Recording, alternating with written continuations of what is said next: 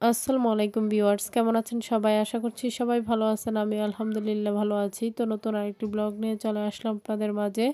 আর এখানে সকালের নাস্তায় মা হচ্ছে দুধ চা বানিয়ে নিয়েছে। আর এখানে মা এদিকে আবার আমাদেরকে বিস্কিট দিয়ে যাইতেছিল।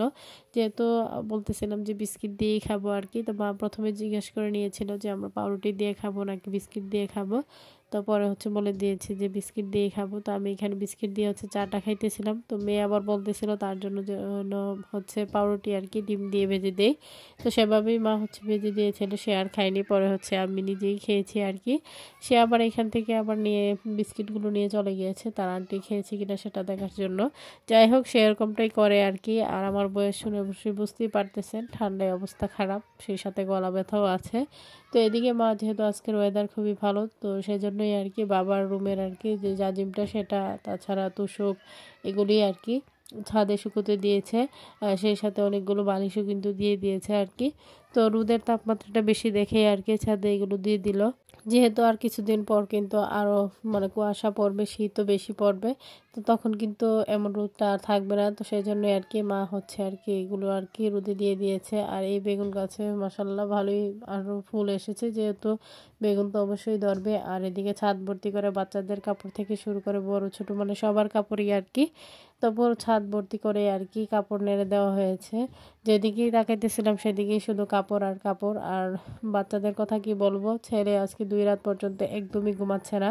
মানে তার জ্বর, ঠান্ডা, কাশি অবস্থা খুবই খারাপ। মানে ওর এরকম অবস্থা দেখে আর কোনো কিছুই ভালো লাগছিল না। যেহেতু সে খেতেও পারতেছে না। আর এইদিকে হচ্ছে বাবা অসুস্থ, হসপিটালে ভর্তি। তো সবকিছু মিলিয়ে খুবই একটা খারাপ অবস্থা যাচ্ছে আরকি আমার পরিবারের মধ্যে। কি বলবো, কোনো কিছুই বলার ভাষা নেই। মানে এত একটা খারাপ অবস্থার মধ্যে যাচ্ছি।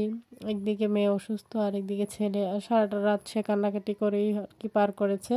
যেহেতু জ্বর আবার ঠান্ডা, কাশি, কফে মানে সে কোনো কিছুই খেতে পারতেছে না আরকি।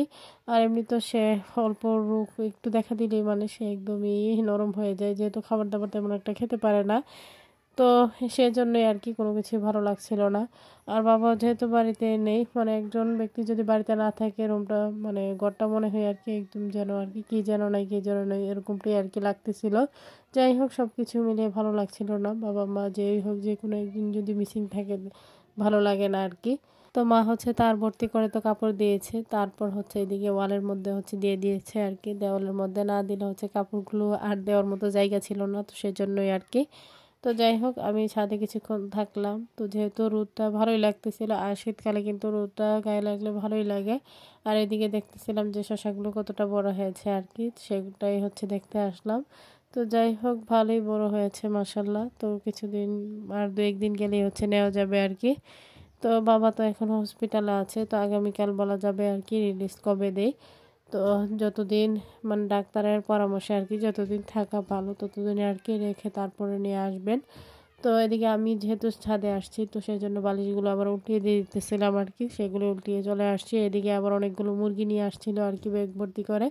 তো মুরগিগুলো হচ্ছে আরকি বাবি পাঠিয়েছে। মানে বাবিদের বাড়ি থেকে আরকি। মানে বাবি বলে দিয়েছিল। তো সেজন্য উনারা হচ্ছে কেটে-কুটে আরকি পাঠিয়েছেন। তো যাই হোক তো সেগুলোই আরকি মা এখন হচ্ছে ফ্রিজে রেখে দিবে প্যাকেট করে। তো মা এখানে হচ্ছে প্যাকেটগুলো নিয়ে বসছিল। তো একে, একে হচ্ছে আরকি প্যাকেটগুলো করে নিবে। এখন হচ্ছে ব্যাগ থেকে বের করে প্রত্যেকটা আরকি থালাতে হচ্ছে রাখতেছিল। যেহেতু অনেকগুলো মুরগি পাঠিয়েছে। তো সেজন্যই আরকি। তো এগুলো তো এখন ফ্রিজে না রাখলে আবার নষ্ট হয়ে যাবে। তাই আরকি মা হচ্ছে এখানে তাড়াতাড়ি করে আরকি ফ্রিজে রাখার চেষ্টা করছিল। একদিকে বাচ্চাগুলো হচ্ছে কোল থেকে নামতে চাচ্ছে না যেহেতু অসুস্থ, খেতে পারতেছে না। তো সবাই দোয়া করবেন বাবার জন্য এবং আমার বাচ্চাদের জন্য। ওরা যেন তাড়াতাড়ি সুস্থ হয়ে যায়। ওদের এরকম অবস্থা দেখে আর ভালো লাগছে না আরকি। বাচ্চা ২ টার কথা কি বলবো। বিশেষ করে ছেলেটার অবস্থা খুবই খারাপ। তো সবাই দোয়া করবেন আরকি। মানে কেন যে এরকমটা হয় ২ দিন পর, পর ওর সাথেই আরকি। তো কিছুদিন ভালো থাকলে বেশিরভাগ সময়টাই ওর অসুস্থতায় আরকি কেটে যায়। দেখা যায় যে সপ্তাহের মধ্যে ২ দিন ভালো থাকে, ৪ দিনই খারাপ থাকে এরকম একটা অবস্থা আরকি।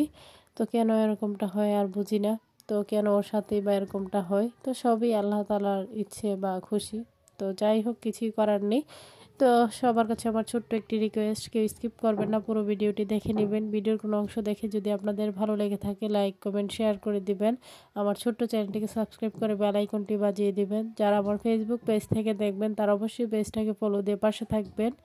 তো এদিকে আপনাদের ভাইয়া হচ্ছে আর কি যে হোটেলে আছিল সেই হোটেলটাই হচ্ছে আর কি আমাদেরকে একটু ভিডিও করে দেখাইতেছিল। তো সেটাই আপনাদের মাঝে একটু শেয়ার করলাম আর কি। তো হসপিটালে থাকাটা তো খুবই কষ্টের, জানেনই আপনারা। যাই হোক, তো কষ্ট হলেও কিছু করার নেই। তো এখানে আমার ছোট ভাই আর আপনাদের ভাইয়া ছিল আর কি। যাই হোক, একদিকে বাবাও কষ্ট করতেছে, সাথে ওরাও করছে। তো কিছুই করার নেই, হসপিটাল থাকাটা এরকমই আর কি। তো সবাই ভালো থাকবেন, সুস্থ থাকবেন, আমার পরিবারের জন্য দোয়া করবেন। আর বাচ্চাগুলোর জন্য তো দোয়া করবেন যেন ওরা তাড়াতাড়ি সুস্থ হয়ে যায় আর কি। তো এমন একটা পরিস্থিতিতে আছি, কিছুই বলার নেই আর কি। তো বয়সটা দিতে আমার খুবই কষ্ট হচ্ছিল, যেহেতু গলা ব্যথা। তো সব কিছু নিয়ে আপনাদের মাঝে আসলাম বয়সটা দিতে। তো এই পর্যন্তই, আল্লাহ হাফেজ।